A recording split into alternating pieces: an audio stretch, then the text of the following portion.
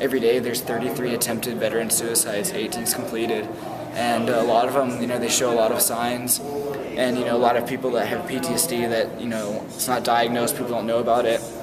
If somebody sees something, they should say something to him, try to get him to go get help. For me, somebody finally told me they were taking me somewhere. They ended up taking me to the doctor because I wouldn't go. And so, sometimes you have to step in and do something to really make a difference in somebody's life, whether they want you to or not. Hi, my name is Steve Kessler. I'm a former draft resistor against the Vietnam War, and I just celebrated my 44th anniversary of refusing induction this month. Actually, it was the 24th of April, 1968. And anyway, I'm really psyched that the Iraq Veterans Against the War are doing this tour.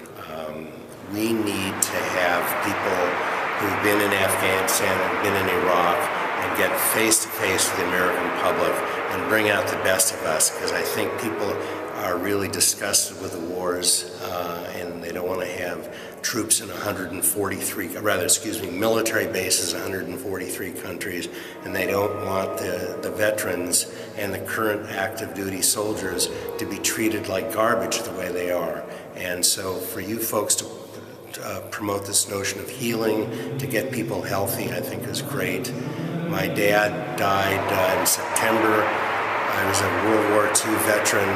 The day before he died, he got his veterans benefits refused him, and it just infuriates me, and I want to actually see about going to work for the Swords to Plowshares to help other veterans from all these different wars get their benefits. And I want to make getting benefits an extremely expensive proposition that the U.S. is going to have to make good on, and they need to make good on it. We need to make good on it. So I appreciate the opportunity to say thank you, and I did say thank you.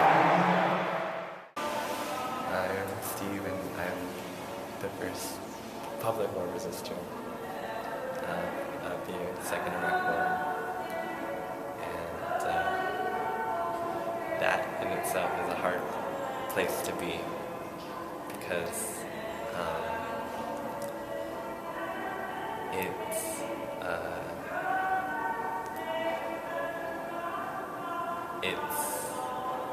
often, I feel like I'm put in a position of being tossed to both sides, and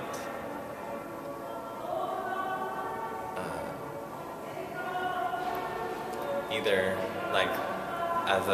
villainized or made into a hero, and it's all in between, and it's unrealistic, just like the way that we don't address people in the military realistically.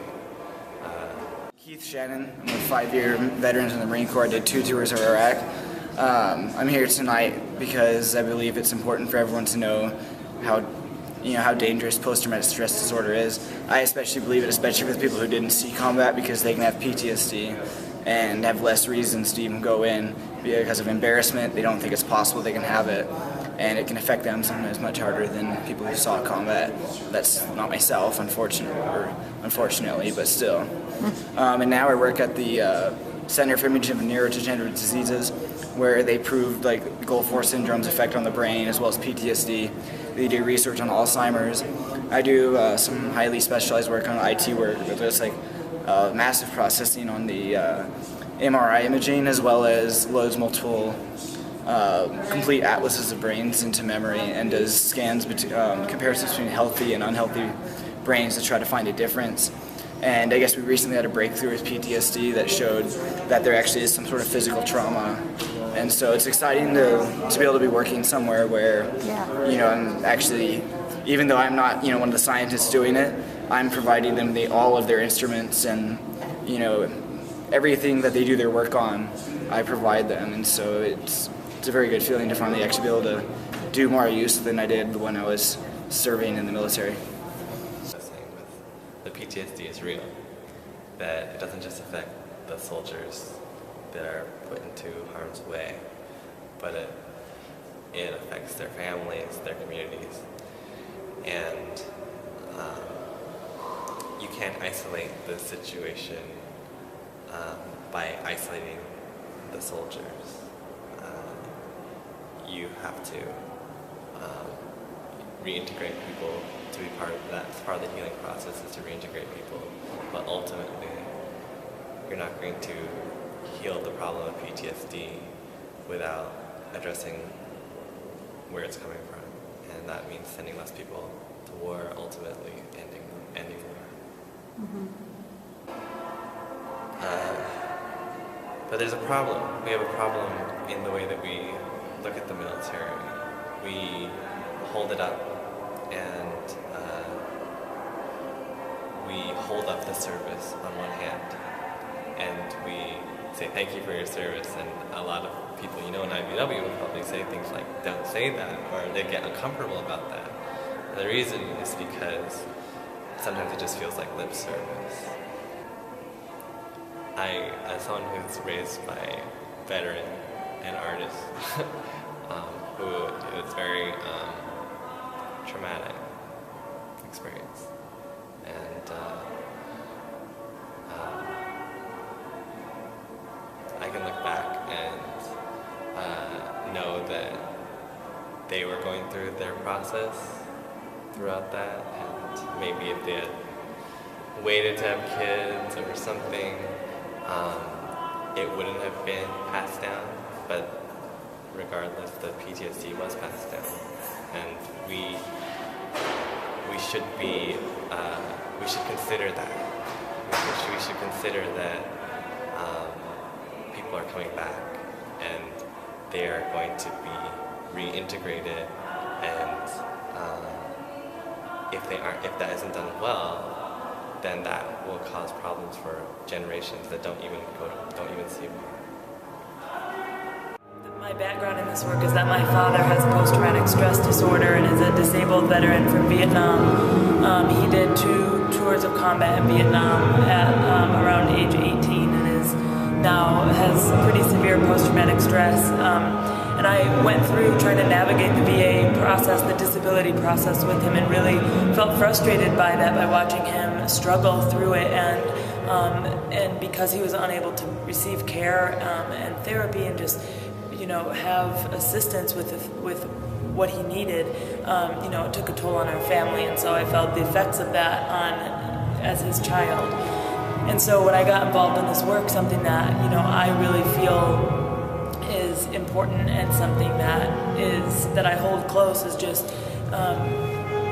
being able, having the right to, not only having the right to heal, but just having benefits, having care, having people listen to your story and, not just brush you off as though this is some personal fault. I think the best thing about this movement is that it's taking individual blame away and looking at how this is a structural issue and really getting at the root of it. So. We don't look at the full picture. We only, as a society, pay people lip service and say thank you for your service. And we don't try to look at everything, because everything involved is very complicated and people like to keep things simple. When I got out, I've been out for over 3 years now, I had a bad substance abuse issue. You see some of the scars I did, a lot of opiates and everything, caused myself a blood clot. And once I did that, they restricted me from any meds that even slightly helped, just because if they had any slightly addictive property. They pretty much cut my services back even farther, just because I admitted I had an issue.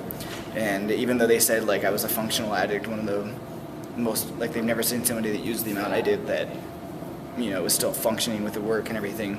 But yeah, they cut back my services, and it's hard to get. They need a lot more resources. Not near enough people, not near enough doctors. Well, I think the future is, ever since I got a job out here in San Francisco and he moved out in June, things have gotten a lot better for me.